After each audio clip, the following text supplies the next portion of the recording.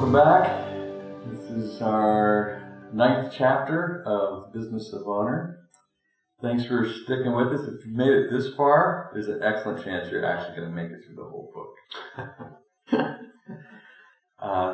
This chapter is moving us into a new section, and this chapter is called The Heart and Habits of Honoring Business Leaders.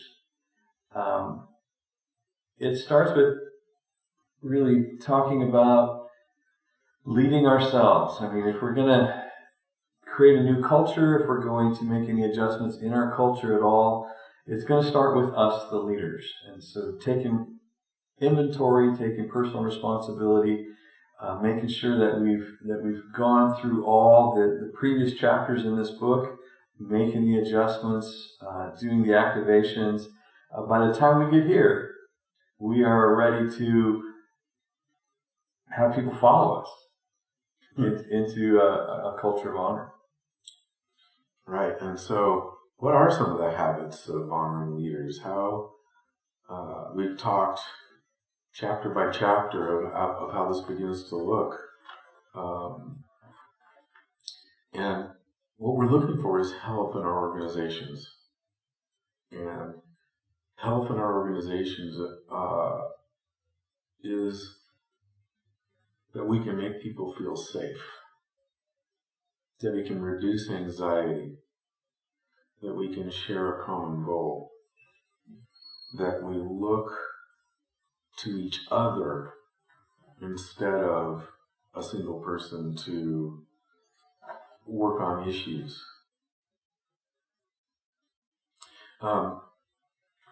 Danny has this analogy for leaders, the keeper of the flame. And, you know, as you talk about that, you talk about the keeper of the flame and you talk about a fireplace. Mm-hmm. And why don't you explain a little bit? I think, you know, the keeper of the flame has a lot to do with the person with the passion, the person with the intensity around what it is that we're doing. So when you look at any gathering of people, I mean, whether it's a family or a business or a church or whatever it is, you'll find that the keeper of the flame, the person who's carrying the vision, the deepest, the farthest, the with the most endurance and the most, you know, just death-defying commitment. You know? These are usually the pioneers of an environment or a movement or a company, whatever it might be. I think that, you know, as you look at departments within a company, you'll find keepers of the flames in those places as well. And you know, one of the phrases that we always talked about was we hire fire. You know, we hire fire because we're looking for people that are running. You don't have to motivate them. Mm-hmm. They are running. They want this thing, whatever it is that we're doing. They want it the biggest, the most. So we hire fire, but then we also we have to put that fire in a fireplace, you know, because fire on the couch is bad, but fire in a fireplace is good, and everybody benefits from that fire. And so when we talk about combining the two, we're really talking about passion and structure. Vision and risk with order and discipline. You know, there has to be this marriage between the two, and it's oftentimes different parts of the team coming together to create this fire in a fireplace. Yeah, and it's the notion of inspiration, because I think we all want to be led, and we want to be led by somebody who is inspiring us to do better than we could do on our own. And we're inspired just by watching. Mm-hmm. You know, they model this. They're like, follow me as I follow Christ, Paul says. It's like that kind of a deal. When you see somebody that's just running hard after the prize, it's easy to chase them. Yeah. Yeah, the three, it's interesting. There's three responsibilities for the keeper of the flame. So we have modeling, and we have these great little graphics in the book, and empowering and protecting. Modeling is this leader who's standing in front and he's pulling the organization with them. Mm-hmm. I mean, he's dragging this thing so that we're all jumped on and we're going with him. Mm-hmm. Empowering, it means we have this graphic shows a guy standing underneath and holding up the organization. Mm. I'm going to stand, I'm going to hold us up. We are not going to topple over. And protecting is I'm standing over you and we're going to get this thing done. Mm-hmm. And these three attributes of a leader that can accompany that is just an honoring superstar. Mm-hmm. Yeah, and I think that it's kind of three facets of the same leader. The leader's doing all of those things. They're not like three different leaders. They're, this person is modeling what we're all about, what we're doing, the commitment level, and I mean every successful organization I've been a part of, the leader is the one who sacrifices the most. They're there first. They're there last. Mm-hmm. They are fully engaged the whole time they're there. They're not on their phone. They're not distracted. They are focused and bringing it. That's the standard. And everybody else is trying to figure out, how do you do this? How in the world do you do this so much all the time? Are you kidding me? Do you have blood in there? How is this? And the empowering person is one who's giving power to others. Mm-hmm. Like, here, what do you need to run? Go. What do you need to run? Here, go. What can I do to help you? Is there anything you need from me? Those are the kind of phrases that you hear from an empowering leader. And then protecting is back to this person knows how to create a safe place. This person knows what we all need. This person is going to create a world that we can all be successful in. And so I don't have to, I'm the kid in the house that doesn't have to worry about the house payment. It's taken care of. Right. And, back to, in the earlier chapter, we talked about Herb Kelleher in Southwest. I am going to protect you from these abusive customers. Yeah. And it's a great place to be in when you're not responsible for the house payment and you're not responsible for the crazy the bad coming in the house. Yeah, abusive, being abused.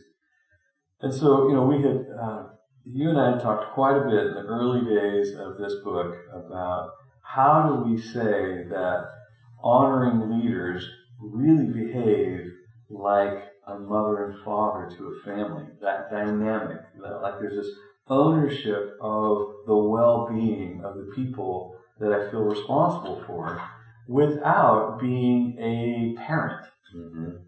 So how does this happen? How do we create a way to describe this? I don't think that we ever successfully nailed it because we kept finding scenarios where my last argument wasn't going to work. I think we did, at least for me. Yeah. And, because what I said to Danny is, fathering and mothering, you can't talk to any business guys about that. We go to work and there's really hard things we have to do. We have to give feedback. We have to fire people. We have to have hard conversations. And how is that fathering and mothering? And so we just wrestled through the writing of this book about that. And finally, what we came to, and what I understand as a leader, my heart is bent towards the Father in heaven. And if my heart is bent there, then I have a bent towards the people that I work with in my ecosystem of relationships all the way through to want the best for them. And ultimately, the Father wants the best for me. And if I can go out and want the best for other people, then what am I doing? Mm-hmm. You're showing your people your Father. Mm-hmm. And I do think it works if we understand who the Father is, because the Father, our Father, is not a tyrant. You know, he's not a control freak. He's not running my life.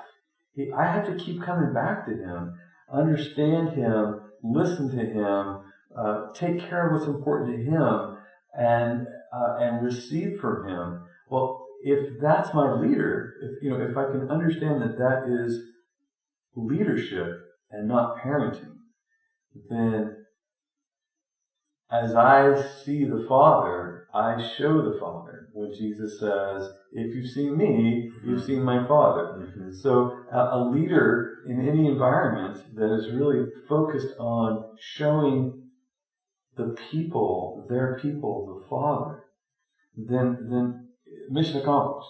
You know? Mm-hmm. And we know stories of leaders who are showing the Father without knowing they're showing the Father, who might not know the Father, but they're bent and they're moving towards their people as a Father because they understand honor. Right. You know, they understand love. They understand care. They understand safety. They understand strength. They understand a bunch of these things, but they may not know they're looking at the Father. They just understand that this is how I would want to be treated. Right. So it's bringing this into wrapping what is honor sort of to a conclusion is when I was young, I had an angry father, and I spent this whole process through my life trying to understand the heart of the Father, that I am a loved Son of God. And here we are at a point in our lives where we're entrepreneurs, or we're managing departments and businesses or teams, and we're asking how can we enjoy going to work? How can we enjoy the people that we work with? How can we enjoy the boss who might be dictatorial or disrespectful? Well, we can do that by understanding what the Father in heaven believes about us, so that we can give it away to the people that we're working with on a consistent basis.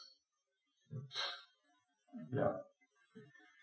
I think that once we understand the role of being a mother or father in the house, then the mother and father are really looking for what needs to happen for the benefit of the children.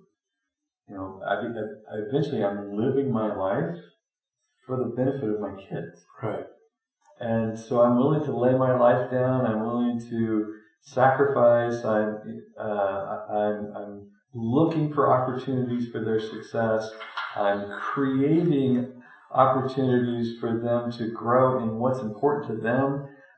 It's not just about me and my business or my interest. It's really about the success of the people that I have taken responsibility for. Right, and as we've been adopted into His kingdom, what we're trying to do is adopt the people that we're in relationship, that we're working with, that is in our ecosystem, into what we're doing. Because we want to see people soar. We want to see them break out of thrive. Yeah, just thrive. And it's an amazing thing to see people coming to a place where they can retire, or that their house is paid off, or that they're going to go travel where they've never been able to travel before.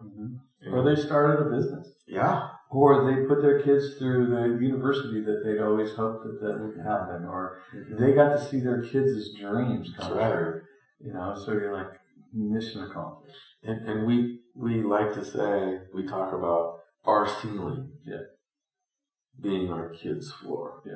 And it's the same thing at work. I don't know how many, probably in the 20s, people have started their own businesses after working for a time with us. And it just gives me great pleasure that has happened. And I know you've seen lots of pastors move into different churches and thrive. It's my goal. My goal is to multiply my impact through the lives of the people that I cross paths with. Oh, wow, that was good. So good. Yeah. So good. Thank you. Thanks for joining us. Chapter 10 is next, and we hope you're getting a lot out of this.